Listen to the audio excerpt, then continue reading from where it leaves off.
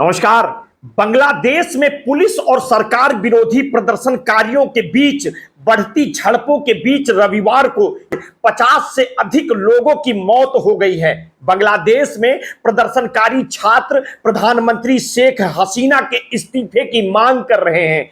छात्रों ने सविनय अवज्ञा आंदोलन का ऐलान किया है। रविवार को बांग्लादेश के कई हिस्सों में प्रदर्शनकारियों को तितर-बितर करने के लिए पुलिस ने आंसू गैस के गोले छोड़े और रबर की गोलियों का इस्तेमाल भी किया है। इससे कम से कम 200 लोगों के घायल होने की खबर आ रही है। बांग्लादेश में चल रहे देशव्यापी प्रदर्शन को रोकने की कोशिशों के मद्देनजर रात के समय कर्फ्यू भी लगाया जा रहा है। बांग्लादेश में पिछले ही महीने आरक्षण के मुद्दे को लेकर छात्रों का प्रदर्शन शुरू हुआ था, लेकिन अब यह विरोध प्रदर्शन व्यापक होता जा रहा है। बांग्लादेश में प्रधानमंत्री शेख हसीना के इस्तीफे की मांग को लेकर छात्र आंदोलन संगठन द्वारा घोषित असहयोग आंदोलन के पहले दिन रविवार को प्रदर्शनकारियों और सत्तारूढ़ आवामी लीग के समर्थकों के बीच हिंसक झड़पों में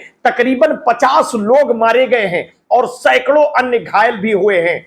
सरकार के इस्तीफे की मांग को लेकर प्रदर्शनकारी एक असहयोग कार्यक्रम में भाग लेने पहुंचे थे। आवामी लीग, छात्र लीग और जुबो लीग के कार्यकर्ताओं ने उनका विरोध किया और फिर दोनों पक्षों के बीच झड़प शुरू हो गई। नवजीवन वेबसाइट ने प्रथम आलो अखबार के हवाले से प्रकाशित अपनी खबर में कहा है कि बांग्लादेश के 13 जिलों में हुई झड़पों में अब तक तकरीबन 50 लोग मारे जा चुके हैं। गृह मंत्रालय ने रविवार शाम 6 बजे से देश में अनिश्चितकालीन कर्फ्यू लगाने का निर्णय लिया है। सरकारी एजेंसियों ने सोशल मीडिया मंच फेसबुक, मैसेंजर, व्हाट्सएप और इंस्टाग्राम को बंद करने का आदेश दिया है। अखबार ने बताया कि मोबाइल प्रदाताओं को 4G इंटरनेट बंद करने का आदेश दिया है। देश में स्टूडेंट्स अगेंस्ट डिस्क्रिमिनेशन प्लेटफॉर्म ने सरकार के इस्तीफे की एक सूत्री मांग के साथ आज से पूर्ण असहयोग आंदोलन का आह्वान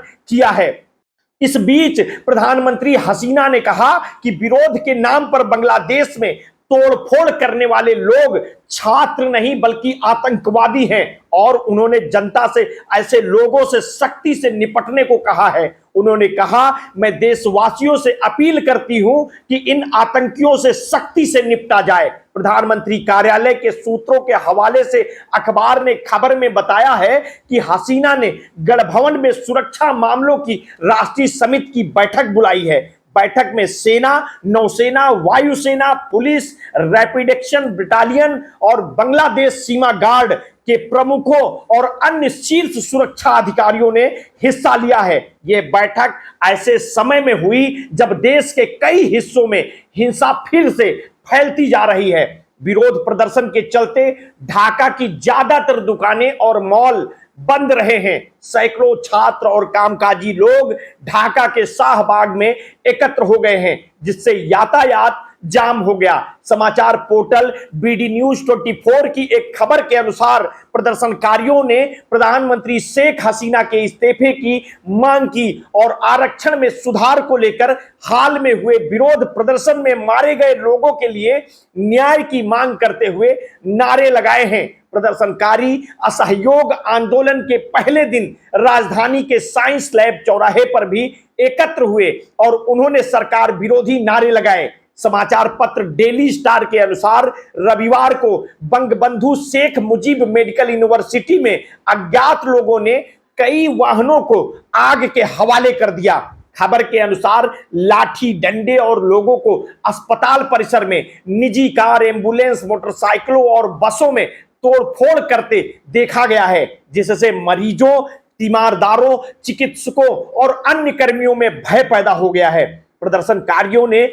हसीना के वार्ता के निमंत्रण को खारिज कर दिया और सरकार के इस्तीफे की मांग की है। प्रदर्शन के समन्वयकों ने स्कूलों, कॉलेजों, विश्वविद्यालयों, निजी विश्वविद्यालयों और मदरसों के छात्रों के साथ साथ श्रमिकों, पेशेवरों, राजनीतिक कार्यकर्ताओं और अन्य आम लोगों से विरोध प्रदर्शन में भाग लेने का आह्वान किया है। सरकार विरोधी प्रदर्शनों के समन्वयक नाहिद इस्लाम ने घोषणा की है कि वे अपनी एक सूत्रीय मांग को लेकर सोमवार को प्रदर्शन और सामूहिक धरना देंगे। उन्होंने एक बयान जारी करके कहा है कि सोमवार को वे आरक्षण सुधार आंदोलन के दौरान हाल ही में देश भर में मारे गए लोगों की याद में शहीद स्मारक पट्टिकाओं का अनावरण करेंगे। बांग्लादेश में हाल में पुलिस और मुख्य रूप से छात्र प्रदर्शनकारियों के बीच हिंसक झड़पें देखने को मिली थी, जिसमें 200 से अधिक लोगों की मौतें हो गई थी। प्रदर्शनकारी विवादास्पद आरक्षण प्रणाली को समाप्त करने की मांग कर रहे थे, जिसके तहत 1971 में बांग्लादेश के मुक्ति संग्राम में हिस्सा लेने वाले लड़ाकों के रिश्तेदारों को सरकारी नौकरियों में 30% आरक्षण देने का प्रावधान किया गया था। आगे की जो भी अपडेट होंगी समय समय पर हम आपको देते रहेंगे। आपने अगर अभी तक हमारे चैनल को सब्सक्राइब नहीं किया है तो कर लीजिए, बेल आइकन दबाना ना भूलिए। अपने स्वास्थ्य के प्रति सचेत रहिए, सजग रहिए, अपना ध्यान रखिए। बहुत बहुत धन्यवाद। साधुवाद।